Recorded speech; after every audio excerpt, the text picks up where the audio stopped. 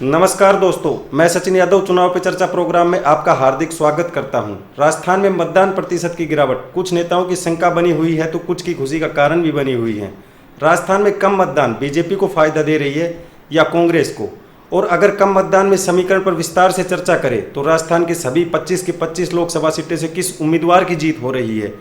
तो चलिए चुनाव पर चर्चा हमारे खास प्रोग्राम में राजस्थान की सभी 25 की 25 लोकसभा सीटों पर विस्तार से चर्चा करते हैं और जानने की कोशिश करते हैं कि किस प्रकार का मतदान इस बार जो है हमें देखने को मिला। तो सर चलिए चलते हैं। सबसे पहले अगर जानने की कोशिश करें श्री गंगानगर जिले से, तो उसमें जो है किस प्रकार का मतदान इस बार 2024 का हमें देखने को मिला, या फिर कितने प्रतिशत जो है कौन उम्मीदवार इस सीट से जो है जीत सकता है? तो आपकी रिपोर्ट्स जो है किस प्रकार की जो है वो दिखा रही हैं? देखो, इस वीडियो में हम काफ़ी सर्वे के आधार पर तो बात कर चुके हैं काफ़ी वीडियो जी। में। इस वीडियो में हम मतदान जो कम हुआ है या कहीं पर ज़्यादा हुआ है उस फैक्टर के आधार पर बात करेंगे कि किस लोकसभा सीट से राजस्थान में कौन जीत रहा है। हम सभी 25 सीटों पर बात करने वाले हैं। जी। हाल ही में एक रिपोर्ट प्रकाशित हुई है, उसके आधार पर ये सारी चर्चा होने वाली है इस वीडियो की। तो चलिए, सबसे पहले जैसे आपने पूछा, गंगानगर से शुरुआत करते हैं। जी। जैसे आपने गंगानगर में पूछा, तो गंगानगर में अगर 2019 की बात करी जाए तो 2019 में वहाँ पर 14,53,000 लोग वोट डालने गए थे। जी। वहीं 2024 की बात की जाए तो वहाँ पर 13,99,000 लोग वोट डालने निकले। जी। यानी कि इस बार वोटर की कमी आई 53,000 की। जी। और नए वोटर इस बार जुड़ गए 1,60,000 इस सीट पर। जी। और जो 2019 में जो यहाँ से प्रत्याशी जीते थे, उनका जो जीत का मार्जिन था वो था 4,07,000। जी। अब इस सारे समीकरण को समझा जाए तो पिछले बार से यहाँ पर मतदान कितना कम हुआ है, 53,000। जी। लेकिन 1,60,000 नया मतदाता भी जुड़ गया है यहाँ पे। जी। तो इस समीकरण से ये माना जा रहा है कि जैसे मान लो अब नया मतदाता, इसमें से हो सकता है कि कुछ नहीं निकला हो, कुछ पुराना मतदाता भी नहीं निकला हो। तो अब ये नया मतदाता किस तरफ वोट डाला है उसके आधार पर ये डिसाइड होगा कि ये वोट बैंक किसका गया है। जी। वैसे अगर कांग्रेस वालों की माने तो कांग्रेस वाले ये लगातार ये कह रहे हैं कि ये मतदाता बीजेपी का नहीं निकला है इस सीट जी। पे, अगर कांग्रेस वालों से बात की जा रही है तो। लेकिन वहीं बीजेपी वाले ये कह रहे हैं ये कोई खास कमी नहीं है 53,000 की, इतना तो मतदान ऊपर नीचे होता है जी। जितना, क्योंकि पिछली बार जो जीत का मार्जिन 4 लाख कुछ था, इस बार हो सकता है कि 3.5 लाख रह जाए, 3 लाख रह जाए, लेकिन इतना खास फर्क डाल नहीं रहा है वो मार्जिन। जी।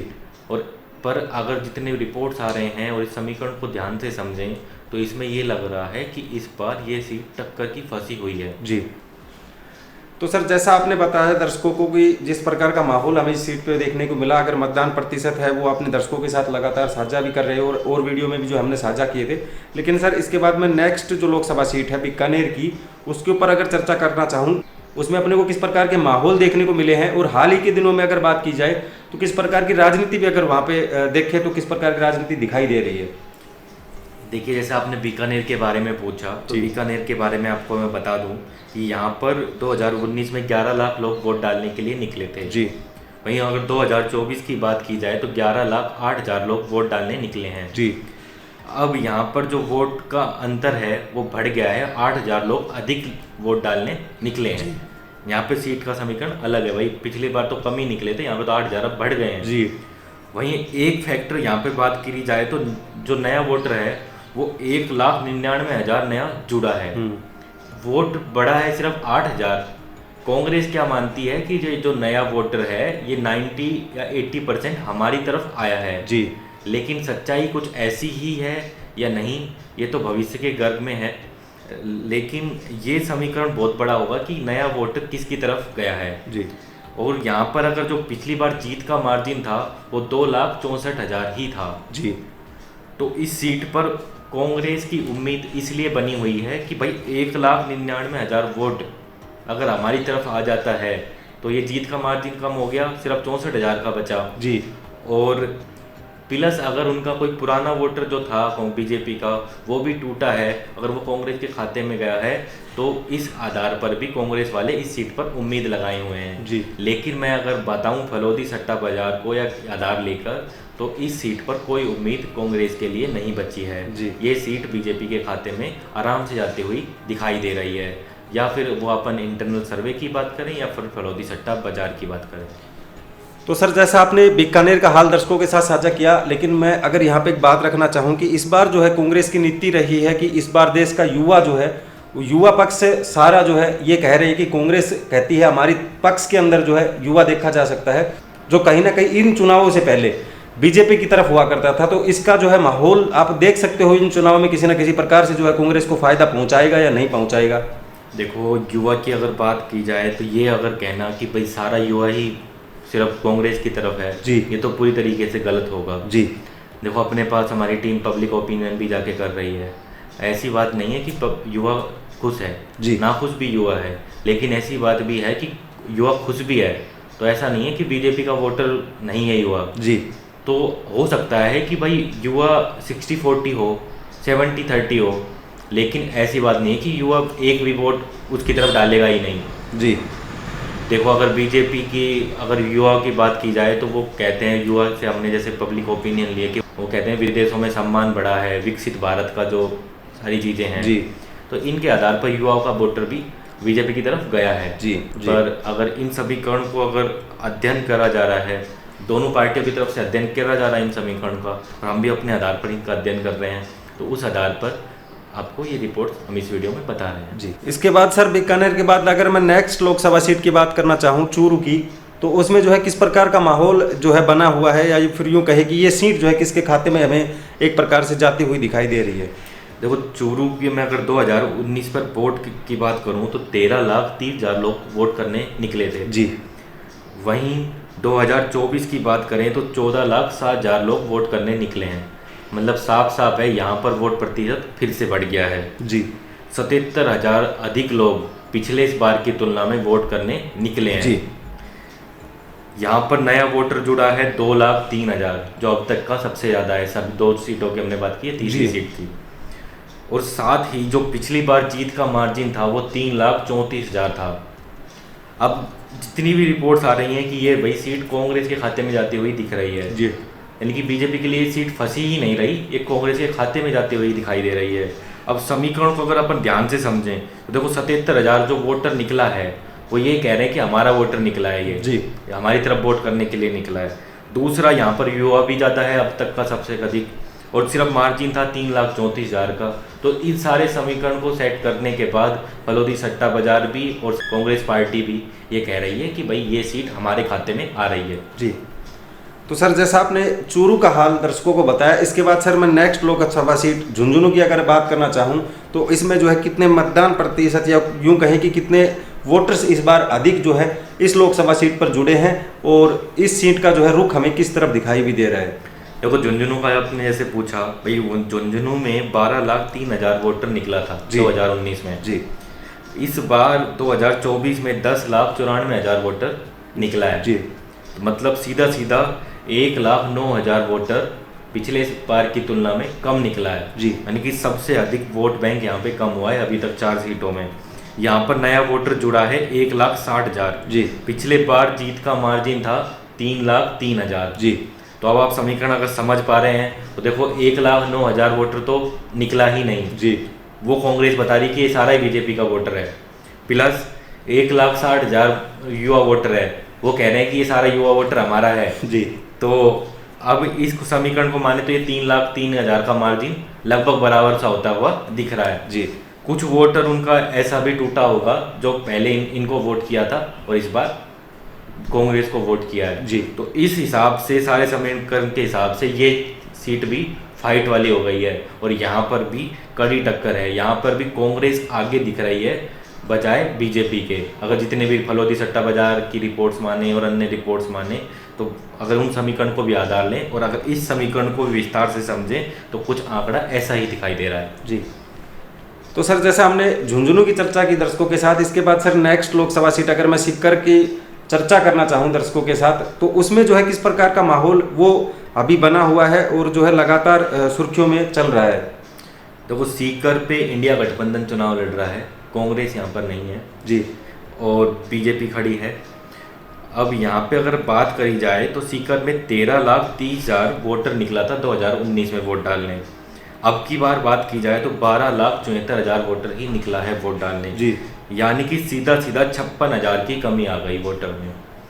और नया वोटर यहाँ पर जुड़ा है 1,91,000। अब 2,97,000 से यहाँ पर बीजेपी जीती थी पिछली बार, तो सीधा फैक्टर है कि 1,91,000 ये और 56,000 की ये कमी आई, तो मतलब 2.5 लाख के करीब ये आंकड़ा हो चुका है जी। और सिर्फ अंतर था 2,97,000 का। प्लस यहाँ पे क्या हुआ है कि जो निर्दलीय उम्मीदवार था उसको उन्होंने इंडिया गठबंधन में ले लिया, तो वो जो उसके वोट कटते वोट भी नहीं कट रहे हैं। जब वो वोट नहीं कट रहे हैं और अगर वो वोट एक साथ गिरा है, यानी कांग्रेस का वोटर भी एक तरफ गया है और निर्दलीय की तरफ भी, तो इस वजह से ये सीट स्ट्रॉन्ग मानी जा रही है। लेकिन बीजेपी भी कह रही है कि हमारी सीट से बाबा जी जीत रहे हैं, लेकिन समीकरण जितने भी बैठ रहे हैं वो यही कह रहे हैं कि भाई ये सीट इंडिया गठबंधन के खाते में जा रही है जी। अब ये आज हम आपको नया समीकरण बता रहे हैं, इसके आधार पर भी ये सीट इंडिया गठबंधन के खाते में जाती हुई दिखाई दे रही है। और कहीं ना कहीं इस सीट के ऊपर बीजेपी का चांस जो है वो नहीं बनता हुआ दिखाई दे रहा जी।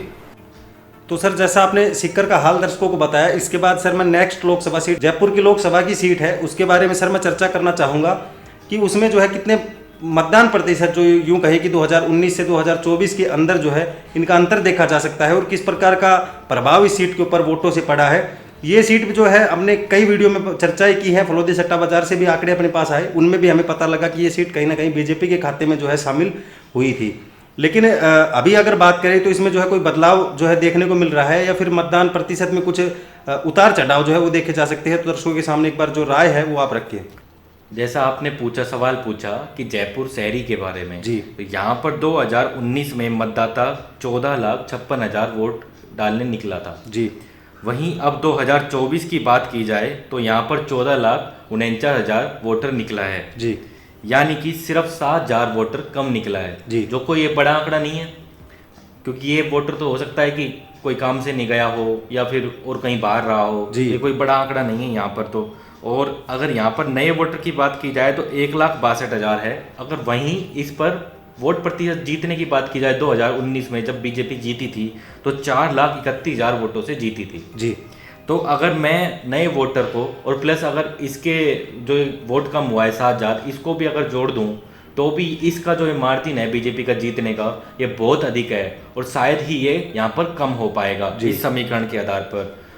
तो यानी कि बीजेपी के खाते में ये सीट आसानी से जाती हुई दिखाई दे रही है। वहीं फलोदी सट्टा बाजार और अन्य समीकरण भी यही कह रहे हैं कि जयपुर की सीट और अन्य जो शहरों की सीट हैं वो बीजेपी के खातों में आसानी से जाएंगी जी।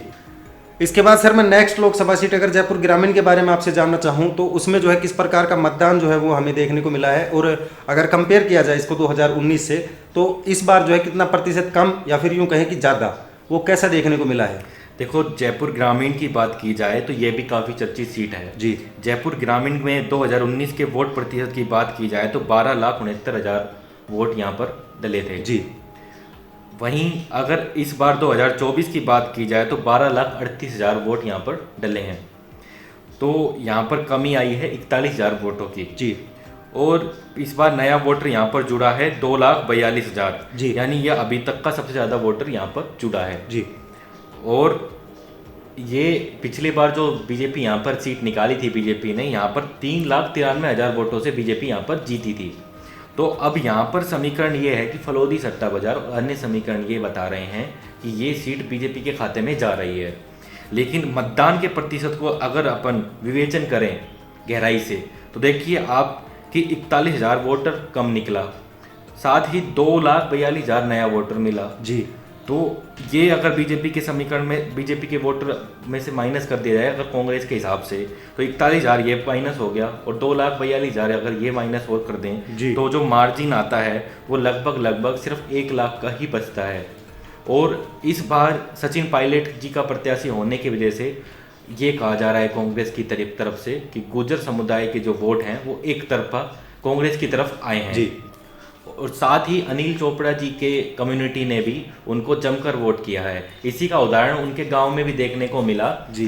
जब उनके गांव में 90 से 100% वोट हुआ और ये साफ साफ समझा जा रहा है कि उनके गांव के आसपास के जो इलाकों में जो 90 से 100% जो वोट हुआ है वो उनके पक्ष में ही गया है। इसलिए इस हिसाब से ये मजबूत दावेदार हो जाते हैं इस सीट पर जीतने के भी।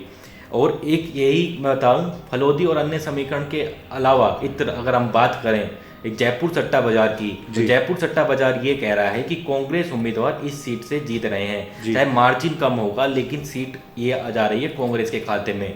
वहीं फलोदी सट्टा बाजार और जो अपना विवेचन आ रहा है उसके आधार से ये सीट जा रही है बीजेपी के खाते में। अब विवेचन किसका सही होता है ये तो भविष्य के गर्भ में या 4 जून को पता चलेगा, लेकिन ये सीट ऐसी है जो कांग्रेस के खाते में भी जा सकती है और बीजेपी के खाते में भी जा सकती है। जी, तो सर जैसा आपने दर्शकों को बताया कि इस सीट के ऊपर जो जयपुर ग्रामीण की सीट है इसके ऊपर फलोदी सट्टा बाजार कुछ और कह रहा है और जयपुर का जो सट्टा बाजार है वो कुछ और कह रहा है, तो आपस में जो है आपको नहीं लगता कि इस सीट के ऊपर कहीं ना कहीं इन दोनों सट्टा बाजारों के द्वारा विरोधाभास जो है वो जताया जा रहा है इस सीट को लेकर, और जो सीट की जो कंडीशन है वो कहीं ना कहीं डिक्लेयर जो है वो नहीं हो पा रही है?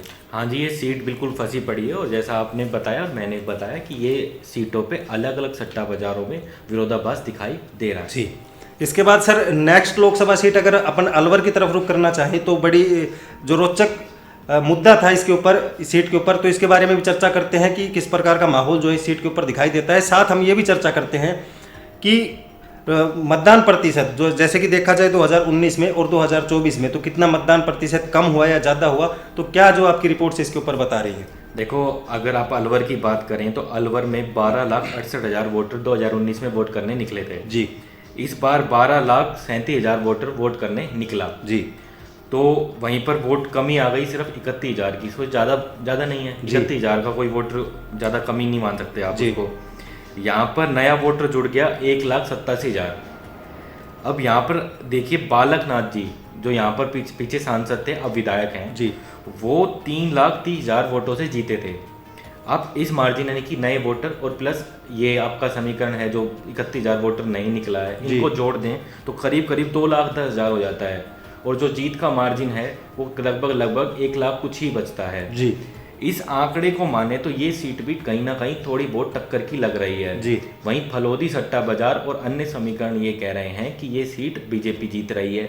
लेकिन अगर मतदान प्रतिशत को गहराई से समझें और जैसे कांग्रेस का लोकल वर्सेस भारी का मुद्दा था, अगर लोकल समझ के वोट अगर पड़ा होगा कि लोकल प्रत्याशी को हम वोट करेंगे जी, और यादव वर्सेस यादव की भी टक्कर थी, तो अगर ऐसा हुआ होगा तो ये सीट कांग्रेस के खाते में भी जा सकती है।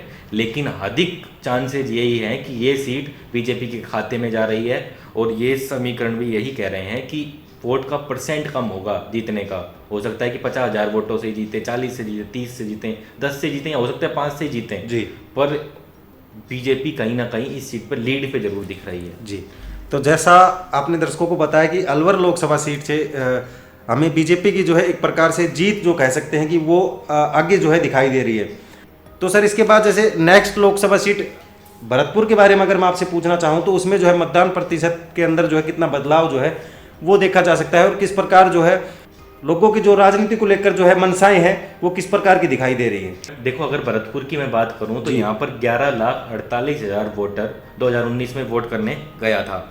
इस बार की वोटर की बात की जाए तो 11,16,000 है जी। जो कमी आई है वो है 32,000 की दोनों के बीच में जी। मतलब 32,000 कम वोटर यहाँ पर निकला है जी। लेकिन 1,81,000 वोटर नया जुड़ गया है यहाँ पे जी। और जो पिछली बार बीजेपी यहाँ पर सीट निकाली थी उन्होंने तो 3,18,000 वोटों से जीते थे जी। अब इस समीकरण को बात की जाए तो 1,81,000 वोटर ये हो गया और 32,000 ये हो गया। जी। बीजेपी इसके हिसाब से मान रही कि हम हाँ इसको मार्जिन कम रहेगा पर ये सीट हम जीत जाएंगे।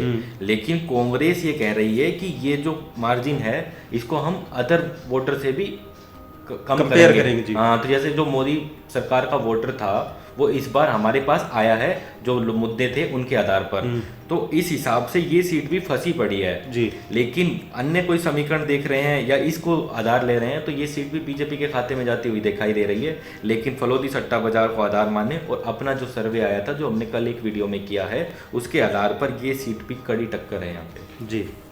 तो सर जैसा आपने इस सीट का जो भरतपुर की लोकसभा सीट है इसका आंकड़ा जो है दर्शकों के साथ साझा किया, लेकिन जब ऑफ कैमरा बैठे थे अभी थोड़ी देर पहले जब आप आपस में चर्चाएं कर रहे थे तो एक जो किस्सा है जो आपने मेरे को बताया था, तो वो किस्सा जो है आप दर्शकों के साथ जो है शेयर करना चाहेंगे? जी हाँ, मैं ज़रूर शेयर कर देता हूँ वो किस्सा। देखो, कल मेरे एक पत्रकार अपने दोस्त है, उससे बात हुई जी। अभी आप देखेंगे जैसे कि 1 जून से एग्जिट पोल आने लगते हैं टीवी पे जी। तो अभी एग्जिट पोल वाले राजस्थान में घूम रहे हैं जी। और वो ये जानने की कोशिश कर रहे हैं कि भाई किसकी सरकार बनेगी। तो वो पत्रकार महोदय मेरे को बता रहे थे कि भाई उन्होंने हमसे पूछा कि भाई हमें ऐसे लोगों से मिलवाओ जो ना कांग्रेस के हों और ना बीजेपी के हों, हमें बस जो रियल वोटर है, जो किसी सब मुद्दों को ध्यान में रखकर वोट करता है या फिर अन्य कारणों को ध्यान में रख के वोट करता है, उससे हमें उनका ओपिनियन जानना है। जी। लेकिन उन्होंने एक किस्सा और भी बताया हमें कि वो बाकी की जगह कहीं पर घूम के आए थे राजस्थान के काफ़ी हिस्सों में। तो उन्होंने ये बताया कि राजस्थान का वोटर इस बार काफ़ी तेज हो गया है जी। वो हमारे सामने वोट किसी और को दे के आया है और बता किसी और को रहा है जी। या फिर ये कह रहा है कि हम तो वोट डालकर ही नहीं आए, जब सच में वो वोट डालकर आया है।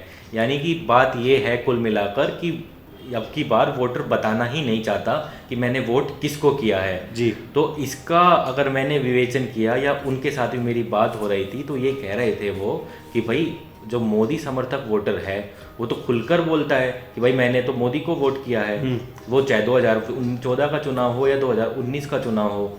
लेकिन इस बार अगर वोटर नहीं बोल रहा है तो गड़बड़ लग रही है। इस गड़बड़ का फायदा किसको होता दिख रहा है ये तो शायद आप भी समझ रहे होंगे। अब यही है कि चांसेस यही लग रहे हैं कि ये वोटर इस बार कांग्रेस को वोट दे के आया है और वो बताना नहीं चाहता है कि हमने वोट कांग्रेस को किया है। जी। तो सर मैं यहाँ पे दर्शकों के सामने एक बात रखना चाहूँगा। चलो ठीक है, मान लेते हैं आपकी बात कि वो बता नहीं सकते, लेकिन यूट्यूब ने जो नीचे कमेंट बॉक्स बनाया हुआ है उसमें लिख तो सकते हैं, हमारे तक अपनी बात तो पहुँचा सकते हैं, ताकि हमें एग्जिट पोल जो है बनाने के अंदर आसानी मिले कि किस लोकसभा सीट से कौन विजय जो है वो हो रहा है। और साथ ही अंत में ये भी बता दूं मैं इससे जुड़ते हुए एक सवाल कि अब की बार जो एग्जिट पोल आएंगे ना जी। तो उन पे ज़्यादा विश्वास ना करें कि 1 जून को ये मान लें आप कि हमारा ये उम्मीदवार हार गया है या ये उम्मीदवार जीत गया है। जी। कहीं आप ये दिल पे लेके बैठ जाएं। 4 जून का इंतजार जरूर करना क्योंकि इस बार एग्जिट पोल गलत हो सकते हैं। जी। वोटर ने वोट किसी और को दिया है और बताया किसी और को है। जी। तो इसीलिए जो है नीचे कमेंट बॉक्स खुला है, आप अपनी राय जो है उसके अंदर रख सकते हैं। और हमारे पास भी जो राय भेजे वो सच्ची भेजे, हमें भी कहीं झूठी राय बता दे, वोट किसी और को दे के आए हैं और राय हमें बता दे कि हमें किसकी और की, तो जिससे हमारा एग्जिट पोल भी गलत हो जाए। तो ऐसा जो है दर्शकों नहीं करें और जो अपनी राय है वो सही तरीके से जो है वो रखे। चलिए सर, इसके बाद नेक्स्ट लोकसभा सीट की तरफ रुख करते हैं। इसके बाद सर जैसा हमने भरतपुर की चर्चा अपने दर्शकों के साथ कर ली, इसके बाद नेक्स्ट लोकसभा सीट करौली धौलपुर का जो है हाल मैं आपसे पूछना चाहूँ और किस प्रकार के समीकरण जो है इस सीट पर हमें देखने को मिल रहे हैं, या फिर यूँ कहें कि आंकड़े जो है उनमें कितना बदलाव जो है वो देखने को मिल रहा है। देखो, करौली धौलपुर की बात करें तो ये एक ऐसी सीट है जहां पर 2019 में वोटर नहीं निकला और इस बार भी वोटर नहीं निकला। यानी कि अगर ये कह रहे हैं हाउल्लड़ मच रहा है पूरे देश में कि भाई वोटर ही नहीं निकलता, ये ऐसी सीट है कि यहाँ पर वोटर निकलता ही नहीं है। जी। देखो, यहाँ पर 2019 में 9,99,000 वोट डले थे। अगर इस बार की बात की जाए तो वोट और कम हो गया, 9,79,000 वोट यहाँ पर इस बार डला है। वोट का जो प्रतिशत कम हुआ वो 20,000 हो गए, 20,000 लोग कम वोट डालने निकले। नया वोटर यहाँ पर जुड़ा था 1,70,000 और यहाँ पर जो पिछली बार बीजेपी जीती थी सिर्फ 98,000 वोटों से जीती थी। जी। तो इन सब फैक्टरों को अगर ध्यान से अगर विवेचन करें अपन तो ये है कि नया वोटर 170 जुड़ गया, 20,000 वोट ये भी कम हो गए। तो 1,90,000 हो गया और वोट का मार्जिन क्या था, सिर्फ 98,000।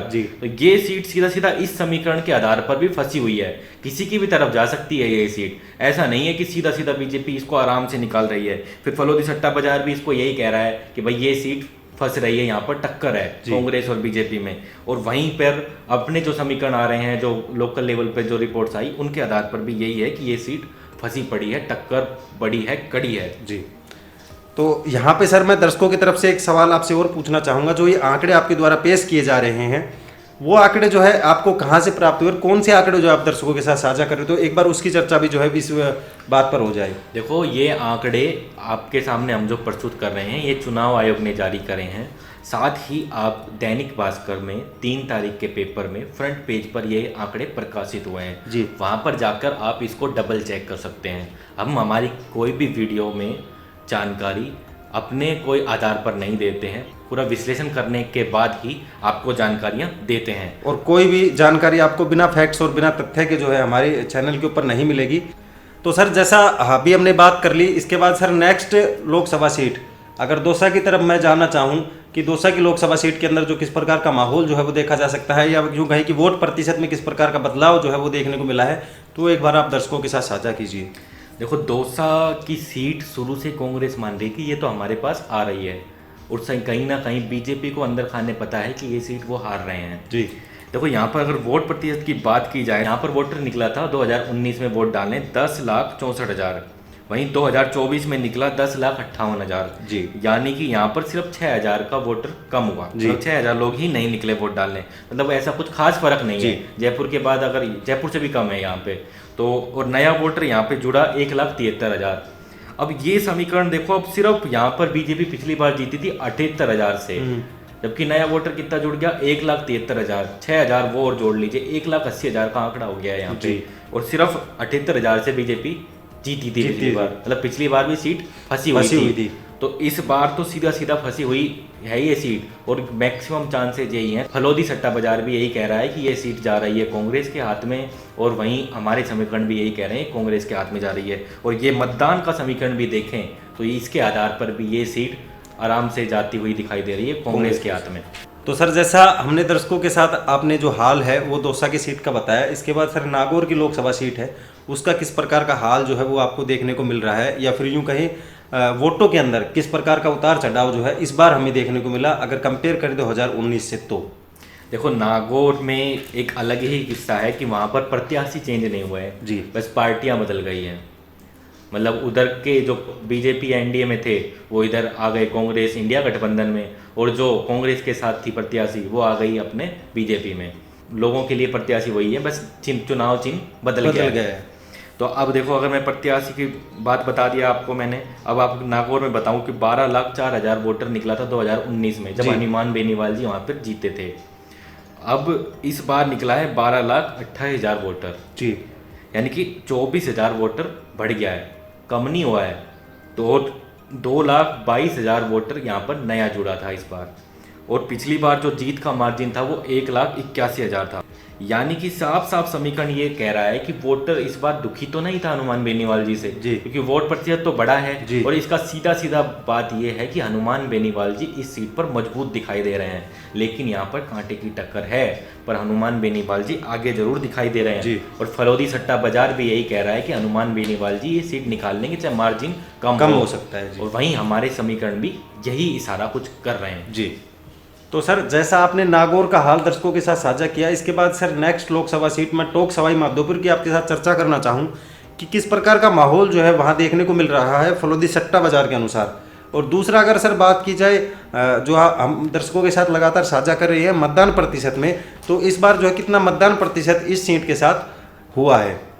देखो, अगर टोंक सवाई माधोपुर का जैसे आपने सवाल किया तो यहाँ पर 12,34,000 वोटर वोट डालने निकला था 2019 में जी। 2024 की बात की जाए तो 12,17,000 वोटर निकला है वोट डालने जी। वहीं कमी जो आई है वो 17,000 की आई है, मतलब पिछले बार से कमी आ गई है वोट में, पर ज़्यादा बड़ा आंकड़ा नहीं है 17,000, आप भी समझते हैं कुछ भी नहीं जी। है। अब पर जो नया वोटर है यहाँ पर जुड़ा है 2,05,000, देखो कमी आई है, वोटर बढ़ा है इतना ज़्यादा पर फिर भी कमी आई है जी। और 1,11,000 का मार्जिन था जीत का, जो कि बड़ा नहीं है। अगर 2,05,000 और 17,000 को अगर मैं जोड़ दूं तो ये करीब करीब 2,30,000 से भी ज़्यादा होता है जी। तो 1,11,000 का मार्जिन था। इसकी समीकरण के आधार भी इस सीट पर कांटे की टक्कर है, यानी कि ये पता नहीं चल रहा है कि ये बीजेपी के खाते में जा रही है या कांग्रेस के खाते में। फलोदी सट्टा बाजार भी यही कह रहा है और हमारे सर्वे भी यही कह रहे हैं कि इस सीट पर कांटे की टक्कर दिखाई दे रही है। जी। तो सर जैसा आपने टोंक सवाई माधोपुर का हाल दर्शकों को बताया, इसके बाद सर नेक्स्ट लोकसभा सीट में अजमेर की तरफ रुख करना चाहूँगा। जैसा हमने देखा कि इस सीट के ऊपर जो दो प्रत्याशी हैं आपस में जाट समुदाय से दोनों हैं और कहीं ना कहीं आपस में मुकाबला जो है वो लड़ रहे हैं, तो इसमें जो है मतदान प्रतिशत किस प्रकार का हुआ है इस बार इस सीट के ऊपर और कैसा जो है माहौल इस सीट के ऊपर हमें दिखाई दे रहा है? देखो, आपने जैसे पूछा अजमेर का, यहाँ पर चौधरी वर्सेस चौधरी, जैसे आपने बोला जाट समुदाय से दोनों प्रत्याशी आते हैं जी। और यहाँ पर जो बीजेपी के प्रत्याशी हैं उनके लिए भागीरथ चौधरी जी, उनके लिए कहा जाता है कि कि वो बड़े किस्मत वाले हैं जी। वो जिस भी चुनाव में या जहाँ पर भी कुछ उनको पद पे वो अब डिमांड रखते हैं वो पद उनको आसानी से मिल जाता है। ऐसा होता है ना कि कुछ लोग मेहनत की नहीं किस्मत की खाते हैं और ये उनमें से हैं। और ऐसा ही कुछ समीकरण इस सीट पर भी दिख रहा है। देखो 2019 की बात की जाए तो यहाँ पर 12,63,000 मतदाता निकला था वोट डालने।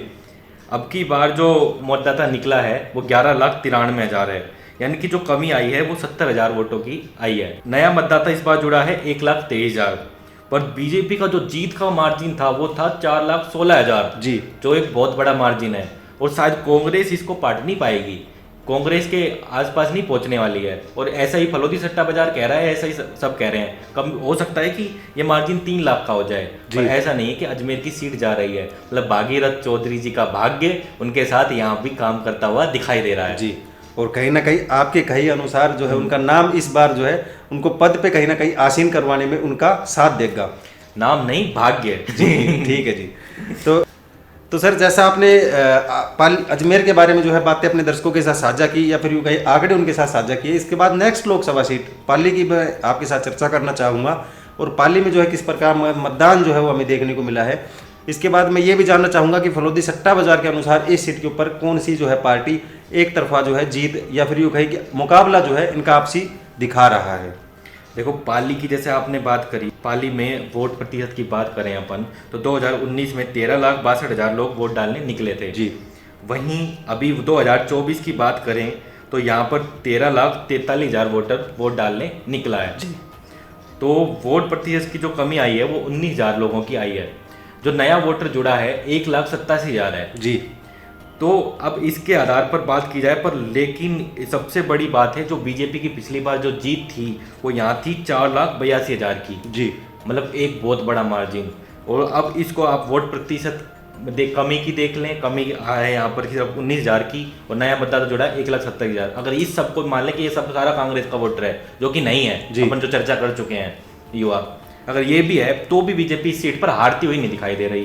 तो सीधी सीधी बात है कि पाली की जो सीट है वो आसानी से बीजेपी के खाते में जाती हुई दिखाई दे रही है जी। और आप अभी ये भी देख रहे होंगे जैसे ऊपर की जो हम सीटें वो बात कर रहे थे वो उनमें टक्कर मुकाबला दिखाई दे रहा था, या अब नीचे की तरफ अब जब जैसे जैसे आ रहे हैं वो एक तरफा बीजेपी इसमें लीड बनाती हुई दिख रही है इन सीटों में। तो सर जैसा आपने पाली का हाल दर्शकों के साथ साझा किया, इसके बाद सर नेक्स्ट लोकसभा सीट में जोधपुर की आपके साथ चर्चा करना चाहूँगा कि इसमें जो है कैसा माहौल जो है वो अपने को दिखाई दे रहा है और वोट प्रतिशत में कितना बदलाव जो है वो देखने को मिल सकता है। देखो जोधपुर फिर अगर वापस एक शहर आ गया जी, और इसको अगर अपन फास्ट फॉरवर्ड में करें तो भाई जयपुर के बाद शहर है जोधपुर, राजस्थान का बड़ा शहर है जी, और वहाँ पर बीजेपी का जलवा रहता है। ऐसा ही जलवा यहाँ पर भी देखने को मिल रहा है। यहाँ पर 13,48,000 वोटर 2019 में वोट करने निकला था और 13,74,000 वोटर अब वोट करने निकला है जी। मतलब कि वोट प्रतिशत यहाँ पर बढ़ गया है ना कि कम हुआ है। 26,000 वोटर अधिक निकले हैं। शहर का प्रभाव हमने पहले चर्चा कर चुके हैं कि शहर में वोटर एजुकेटेड है वो वोट करने निकलता है और यहाँ पर पिछले बार से वोट बढ़ा है ना कि कम हुआ है। जो शोर शराबा मचाया जा रहा है कि वोट प्रतिशत कम हुआ है, लेकिन जोधपुर में ऐसा होता हुआ दिखाई नहीं दे रहा है जी। अब यहाँ पर नए मतदाता की बात की जाए तो 1,81,000 है और वहीं बीजेपी का जो जीत का मार्जिन था पिछले बार 2,74,000 था। तो इन समीकरण को भी बात कर लें, जोड़ लें तो हो सकता है कि बीजेपी का यहाँ पर जीत का मार्जिन कम रहे पर बीजेपी की सीट आराम से एक खाते में जाती हुई दिखाई दे रही है। ऐसे ही कुछ फलोदी सट्टा बाजार कह रहा है और ऐसे ही हमारे पत्रकारों से जो विश्लेषण आ रहा है वो भी यही कह रहे हैं जी। जैसा आपने दर्शकों को जोधपुर की लोकसभा सीट है उसका हाल बताया, इसके बाद सर मैं नेक्स्ट लोकसभा सीट बाड़मेर के बारे में चर्चा करना चाहूँगा जो बड़ी सुर्खियों में भी रहती है जो सीट, उसके बारे में जो है आपके क्या विचार है और किस प्रकार का माहौल इस सीट पे जो है मतदान प्रतिशत को लेकर तो हमें विशेष जो है देखना पड़ेगा कि किस प्रकार का जो है वो दिखाई दे रहा है। देखो बाड़मेर की सीट का रिजल्ट जानने के लिए सब दर्शकों में उत्सुकता बनी हुई है जी और सब कोई इस पे विश्लेषण जानना चाहते हैं गहराई से जी। तो इस सीट पर मैं तो आपका थोड़ा टाइम भी लूंगा जी। देखो इस सीट की बात करी जाए तो बाड़मेर जो है यहाँ पर 14,23,000 वोटर 2019 में निकला था जी। इस बार की बात की जाए तो 16,77,000 वोटर वोट करने निकला है जी।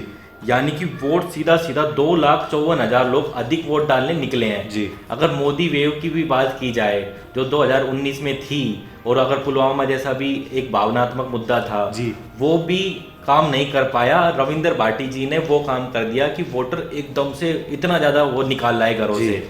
और यहाँ पर नया वोटर था 2,67,000 जी, और पिछली बार बीजेपी यहाँ जीती थी 3,24,000 से।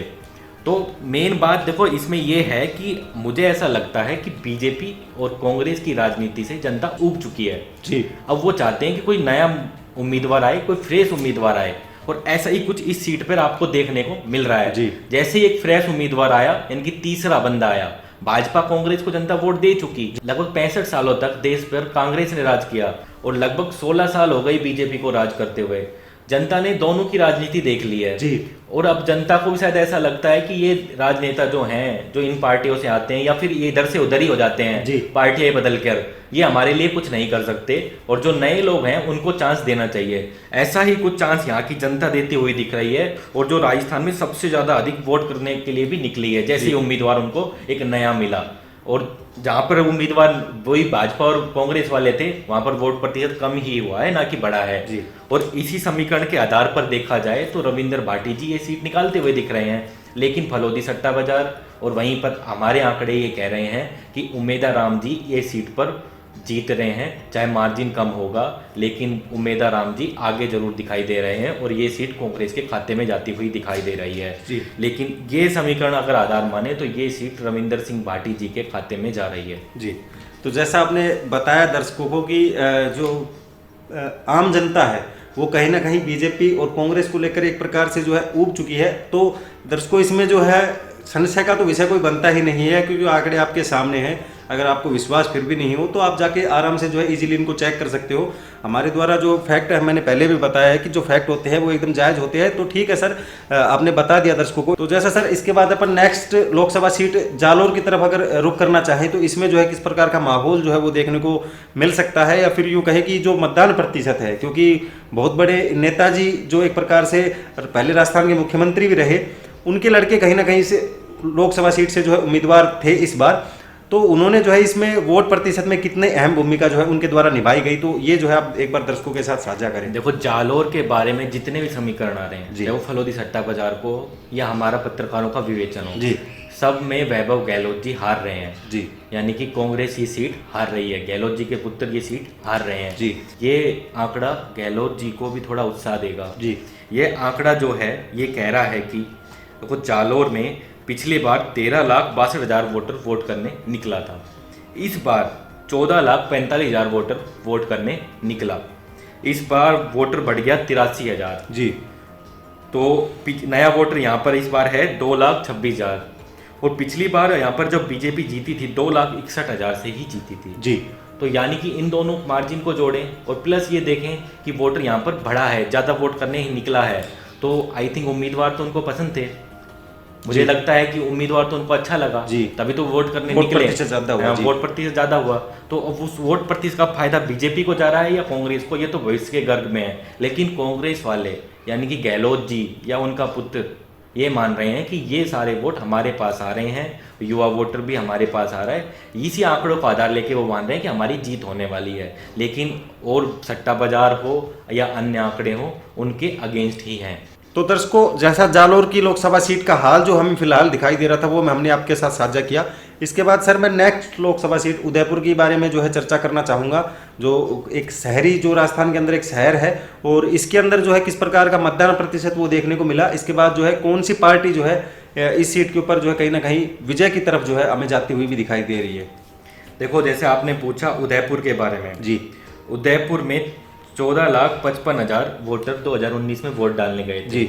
वापस एक शहर आ गया है और शहर में वापस से बात वही है कि बीजेपी जीतने वाली है। तो साफ साफ इसका बस आंकड़ा हम दर्शकों से शेयर कर देते हैं। इस बार 14,27,000 वोटर बाहर निकला, यानी कि वोट प्रतिशत शहर है तो बढ़ गया है जी, मतलब वोटर जागरूक है। 32,000 वोटर एक्स्ट्रा यहाँ पर वोट डाला पिछले बार से, यानी कि वोट प्रतिशत कम नहीं हुआ है, बढ़ा है यहाँ पे जी। और 1,62,000 वोटर नया वोटर जुड़ा है जी। पिछली बार यहाँ पर जो जीत का मार्जिन था बीजेपी का वो बहुत बड़ा था, 4,38,000 जी। और अब इसको पाटना शायद किसी भी पार्टी के लिए नामुमकिन है, यानी कि बीजेपी के खाते में ये सीट शहर है, इसलिए तो जाती हुई आराम से दिख रही है। तो सर जैसा आपने उदयपुर की लोकसभा सीट है उसका हाल दर्शकों के साथ साझा किया, इसके बाद sir next Lok Sabha seat Banswara के बारे में मैं चर्चा करना चाहूंगा कि किस प्रकार का माहौल जो है इस सीट के ऊपर दिखाई दे रहा है और वोट प्रतिशत में कितना बदलाव जो है इस बार हमें देखने को मिला। देखो, बांसवाड़ा भी बाड़मेर के बाद एक हॉट सीट है, लेकिन वो इतने चर्चा का विषय नहीं बनी जी। यहाँ पर भी एक युवा उम्मीदवार हैं जिनका जलवा देखने को मिला, उनकी रैलियों में जो भीड़ थी वो भी देखने लायक थी। मैं बात कर रहा हूँ राजकुमार रोध जी की जी, जो इंडिया गठबंधन के उम्मीदवार हैं और शुरू से ही चुनाव में ये माना जा रहा है कि वो इस सीट पर आसानी से जीत रहे हैं। वो एक मजबूत उम्मीदवार हैं, क्योंकि ये बात ये हो गई कि कांग्रेस ने अपना उम्मीदवार यहाँ से खड़ा नहीं करा और उन्होंने निर्दलीय को ही समर्थन दे दिया, तो जो वोट कटता वो ना कट के एकजुट हो गया, जिसकी वजह से बीजेपी को यहाँ पर घाटा होता हुआ साफ साफ दिख रहा है। जी। देखो, अगर मैं इसके आंकड़ों पे जाऊं तो बांसवाड़ा में 14,40,000 वोट डले थे 2019 में जी, और अब इस बार 16,26,000। लग रहा है ना बाड़मेर वाला ही खेल।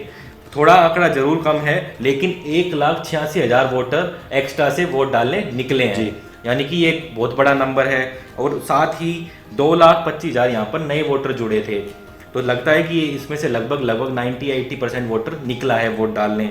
और पिछली बार यहाँ पर जो जीत का मार्जिन था, बीजेपी जहाँ से जीती थी वो 3,05,000 से जीती थी, लेकिन 1,86,000 वोटर तो नया आया ना वोट डालने जी। और सीधा सीधा बात यह है कि जिनकी रैली में भीड़ थी उसी के लिए ये वोटर निकला होगा जी। और वही बात जो मैंने वहां पर आपकी बाड़मेर सीट के लिए की थी, जब यहाँ पर एक नया चेहरा आया, बीजेपी कांग्रेस की राजनीति से जनता उब चुकी है और नया चेहरा आया और वोटर बाहर निकला। जी। तो आपका सीधा सीधा ये कहना है कि जो पार्टियां हैं उनको जो है अगर वोट प्रतिशत या कहीं यूं कहें कि देश के अंदर मतदाताओं के अंदर कहीं ना कहीं सुधार लेके आना है, तो उनके लिए जो है कहीं ना कहीं एक युवा उम्मीदवार और जमीनी से जुड़ा हुआ स्तर के ऊपर उस उम्मीदवार को जो है टिकट देके आगे बढ़ाने का काम इन पार्टियों के द्वारा भी किया जाना चाहिए ताकि मतदान प्रतिशत में सुधार आ सके। देखो, आपकी बात बिल्कुल सही है कि युवा उम्मीदवार को देना चाहिए, जो नए चेहरे हैं, साफ चेहरे हैं, उनको मौका देना चाहिए जी। लेकिन पार्टियों को काम भी करना पड़ेगा जी। जो लोकल लेवल के जो काम हैं वो काम करने पड़ेंगे। जैसे जनता को जो बेसिक ज़रूरतें हैं वो बेसिक ज़रूरतों के लिए काम करना पड़ेगा जी। हवा में बातें करने से अब काम नहीं चलेगा। जनता हो गई है जागरूक जी। और उसी आधार पर वो सोच रही है कि भाई वादा तो सब कर जाते हैं कि हम अच्छी सड़कें बना देंगे, आपके शहर में पानी ला देंगे, ये कर देंगे, वो कर देंगे, लेकिन उन वादों पे अमल कहाँ होता है जी। तो वहां पर वो नए उम्मीदवार की तरफ जा रहे हैं। कांग्रेस और बीजेपी को छोड़ के वो नए उम्मीदवार की तरफ एकदम से जनता शिफ्ट हो रही है जी। एक उम्मीद में कि शायद ये करेगा हमारा काम। अब वो करेंगे नहीं करेंगे तो भविष्य के गर्भ में ही है, पर ये है कि उम्मीद अब जनता इन पार्टियों से तो छोड़ चुकी है। इन पार्टियों के अपनी इमेज पर अब काम करना पड़ेगा जी। दोनों ही पार्टियों को लेकर। कहीं ना कहीं मतदाताओं में सुधार लाना है तो इन चीजों के ऊपर तो काम करना ही पड़ेगा। देखो, अगर राजकुमार रोध जी की बात की जाए तो फलोदी सट्टा बाजार और अन्य पत्रकारों की जो रिपोर्ट आ रही है उनमें भी राजकुमार रोध जी को आगे ही दिखाई दिया बताया जा रहा है। तो सीधा सीधा मतलब है इस रिपोर्ट के आधार पर भी, फलोदी सट्टा बाजार के आधार पर भी और हमारे पत्रकारों का जो विवेचन आया उसके आधार पर भी राजकुमार रोध जी इस सीट से आसानी से जीतते हुए दिखाई दे रहे हैं और ये सीट इंडिया गठबंधन के खाते में जा रही है। तो सर जैसा आपने दर्शकों के साथ साझा किया बांसवाड़ा का हाल, इसके बाद सर चित्तौड़गढ़ के बारे में मैं जानना चाहूँगा कि इस सीट के ऊपर जो है किस प्रकार का माहौल जो है वो देखने को मिल रहा है, या मतदान प्रतिशत की अगर बात की जाए तो इसमें कितने जो है उतार चढ़ाव हमें देखने को मिला है इस बार। देखो, चित्तौड़गढ़ की बात की जाए तो यहाँ पर 14,59,000 वोट डला था जी 2019 में। अब अगर बात की जाए तो यहाँ पर शहर है तो वोट प्रतिशत बढ़ गया है, 14,89,000 वोट यहाँ पर डला है, 30,000 लगभग वोट यहाँ पर अधिक डला है जी। और यहाँ पर 1,55,000 नए वोटर जुड़े हैं। लेकिन सबसे बड़ी बात है कि यहाँ का जो मार्जिन है 5,76,000 का बीजेपी यहाँ पर जीती थी, वो मार्जिन शायद दूसरी पार्टियाँ नहीं पाट पाएंगी और ये सीट आराम से शहर है तो सीधा सीधा बीजेपी के खाते में जा रही है। इस पे और अन्य डिबेट करने की जरूरत ही नहीं है जी। तो सर जैसा आपने चित्तौड़गढ़ का हाल दर्शकों के साथ साझा किया, इसके बाद सर नेक्स्ट लोकसभा सीट की तरफ अगर चलने की कोशिश की जाए तो कहीं ना कहीं देखा जाए राजसमंद की सीट को, तो उसमें जो है किस प्रकार का माहौल जो दिखाई दे रहा है और कितने जो मतदान प्रतिशत 2019 और 2024 के अंदर जो है कितनी उतार चढ़ाव इस मतदान के अंदर हुआ है, तो वो आप एक बार दर्शकों के साथ साझा करें। देखो, राजसमंद की बात की जाए तो 12,41,000 वोटर यहाँ पर वोट डालने निकला था 2019 में जी। इस बार वोटर निकला है 12,05,000 जी। तो मतलब वोट प्रतिशत यहाँ पर कम हुआ है। लेकिन 36,000 ही वोट कम हुआ है, जो कि बड़ा आंकड़ा नहीं है जी। और 1,52,000 वोटर यहाँ पर नया जुड़ा है इस बार। लेकिन बीजेपी का जो मार्जिन था पिछली बार वो था 5,52,000 का, जी। जो कि एक बहुत बड़ा आंकड़ा है। और फिर ये एक सीट वो भी है, साफ साफ समीकरण ये बता रहे हैं कि इस आंकड़ों के आधार पर भी ये सीट बीजेपी के खाते में जा रही है। तो सट्टा बाजार भी ये कह रहा है, हमारे समीकरण भी ये कह रहे हैं। तो इस सीट पर भी अगर मगर ना माने बीजेपी वाले तैयारी कर लें जश्न की। जी। इसके बाद सर नेक्स्ट लोकसभा सीट, अगर मैं भीलवाड़ा की चर्चा करना चाहूँ अपने दर्शकों के साथ, तो इसमें किस प्रकार के आंकड़े जो है वो हमें दिखाई दे रहे हैं इस रिपोर्ट के अनुसार? देखो भीलवाड़ा ये स्टेट ऐसा है जिन्होंने राजस्थान में सबसे ज़्यादा वोट देकर पिछली बार बीजेपी के प्रत्याशी को जिताकर भेजा। जी। इस एक लाइन से शायद आप साफ समझ सकते हैं कि इस बार जीत किसकी हो सकती है। जी। क्योंकि वोट बैंक किसी भी विपक्ष के लिए खिसकाना कितना हो सकता है? आप 50% वोट तोड़ सकते हैं, 60 तोड़ सकते हैं जी। इतना ही तोड़ सकते हैं जी। ना जो वोट मार्जिन होगा। फिर भी जीत किसकी होगी? जो पिछले बार जीता था। तो ऐसा ही कुछ लग रहा है। देखिए आप भीलवाड़ा की बात करें तो 13,11,000 वोटर निकला था 2019 में। जी। वहीं इस बार 12,97,000 वोटर निकला है। नहीं तो वोटर ज़्यादा कम नहीं निकला, सिर्फ 14,000 का अंतर आया है। जी। वहीं पर 1,51,000 नया वोटर है। और जो मार्जिन मैंने आपको शुरू में ही बता दिया 6,12,000 वोटों का था। पिछली बार बीजेपी यहाँ पर जीती थी, जो प्रचंड बहुमत है। जी। एक प्रकार से एक तरफा प्यार जिसको कहें पार्टी के खिलाफ जो है वो इस यहाँ की जनता के द्वारा दिखाया गया था। जैसे मैंने आपको प्रचंड बहुमत बोला, आपने एक तरफा प्यार बोल दिया, बात वही है। लेकर दे के तो बात यह है कि इस सीट से भी आराम से बीजेपी निकल रही है। फलोदी सट्टा बाजार को आधार माने या फिर अपनी रिपोर्ट्स को माने, तो इस पे अगर मगर की कोई जरूरत नहीं है। जी। तो सर जैसा आपने भीलवाड़ा का हाल दर्शकों के साथ साझा किया, इसके बाद सर एक बहुत बड़ी लोकसभा सीट जो है वो सामने निकल के आती है, उसकी चर्चा करनी भी बहुत ज़्यादा ज़रूरी हो जाती है, क्योंकि उसके ऊपर भी कई मत जो है लगातार सामने आ रहे हैं। तो उस बात कर रहा हूँ सर मैं कोटा लोकसभा सीट की, तो उसमें जो है किस प्रकार का माहौल हमें दिखाई दे रहा है। और मतदान प्रतिशत की बात कहें, बड़े नेता हैं, केंद्रीय मंत्रालय तक के जो नेता हैं उनकी जैसे बात की जाए, उनकी ये लोकसभा सीट है, तो इनमें मतदान प्रतिशत किस प्रकार का दिखाई दिया? देखो इस सीट के 2 समीकरण हैं। जी। देखो सबसे बड़ी बात तो ये है कि इस पर जो प्रत्याशी हैं बीजेपी की तरफ से, वो बहुत बड़ा नाम है आज के टाइम में राजनीति में। ये शख्स हैं लोकसभा स्पीकर ओम बिरला जी। जी। अब इन शख्स का ये नाम इनको फायदा भी दे रहा है और कांग्रेस की तरफ से नुकसान भी दे रहा है। जी। चलिए मैं बताऊं कैसे। जी। सबसे पहले हम आंकड़े जानते हैं। देखो कोटा में 2019 में 13,68,000 लोग वोट डालने निकले थे। जी। वहीं इस बार निकले हैं 14,89,000। तो मतलब 1,21,000 वोट, यानी कि तीसरी बड़ी सीट है जहां पर वोट प्रतिशत इतना ज़्यादा बढ़ गया है। जी। और यहाँ पर नया वोटर जुड़ा था सिर्फ 1,41,000, 1,21,000 वोट अधिक हुआ है पिछली बार से। और जो मार्जिन था पिछली बार जीत का वो था 2,80,000 का। तो वैसे तो फलोदी सट्टा बाजार और हमारे समीकरण ये कह रहे हैं कि ओम बिरला जी ये सीट निकाल लेंगे, लेकिन वहीं पर एक समीकरण कांग्रेस भी रख रही है और एक समीकरण बीजेपी भी रख रही है। जी। तो पहले समीकरण में कांग्रेस का बता दूं, कांग्रेस ये कह रही है कि ये जो नया वोटर एकदम से निकला है वो ओम बिरला जी से नाखुश था। वो ये कह रहा था कि भाई ओम बिरला जी तो आए ही नहीं, और एक वैलिड कारण भी है उनके पास, क्योंकि भाई लोकसभा स्पीकर के पास इतने काम होते हैं कि वहाँ पर आना जाना मुश्किल ही है। जी। तो इस वजह से शायद वो आ भी नहीं पाए। इसकी वजह से कांग्रेस ने इसको मुद्दा बनाया और बना रही है कि भाई यहाँ पर वो आए ही नहीं तो आपके लिए काम नहीं किए। वहीं ओम बिरला जी या फिर बीजेपी ये कह रही है अगर जनता नाखुश होती तो इतनी बड़ी मात्रा में और अधिक वोट करने क्यों निकलती। तो ये वोट प्रतिशत बीजेपी अपने पक्ष में मान रही है, कांग्रेस अपने पक्ष में मान रही है। तो इन समीकरण के आधार पर तो हम उन दोनों के साथ ही जाना चाहेंगे। हम तो इस सीट को ये बताएंगे कि टक्कर की है। लेकिन फलोदी सट्टा बाजार और हमारे समीकरण उनके आधार पर अगर बातें करें तो ये सीट ओम बिरला जी जीत रहे हैं। हो सकता है कि मार्जिन कम हो, लेकिन ये सीट आसानी से जो है बीजेपी के खाते में चली जाएगी। लेकिन अगर इस समीकरण को माने तो हो सकता है कि ये सीट फंस भी जाए। तो सर जैसा हमने कोटा की सीट की बात अपने दर्शकों के साथ रखी, इसके बाद सर मैं झालावाड़ 12 की सीट जो है उसकी चर्चा अपने दर्शकों के साथ करना चाहूँगा कि इस सीट के ऊपर जो है मतदान प्रतिशत और जो फलोदी सट्टा बाजार के आंकड़े हैं वो किस प्रकार के दिखाई दे रहे हैं। देखो झालावाड़ 12 की बात की जाए तो ये एक कोर्ट सीट है जी कि वसुंधरा राजे जी के पुत्र यहाँ पर खड़े हैं। जी यहाँ पर पिछले बार वोट डला था 13,70,000 इस बार वोट यहाँ पर बढ़ गया है और 14,15,000 वोटर वोट डालने निकला है जी। मतलब 45,000 अधिक वोटर डालने निकला। नया वोटर यहाँ पर जुड़ा 1,27,000 और जो जीत का मार्जिन पिछले बार था 4,54,000, यानी कि इन दोनों आंकड़ों को भी मिलाएं तो वोटर तो बढ़ा ही है। मतलब वोटर यहाँ पे नाखुश तो दिख ही नहीं रहा, ऐसा तो नहीं लग रहा कि भाई अगर वोटर नाखुश होता तो वोट डालने नहीं निकलता।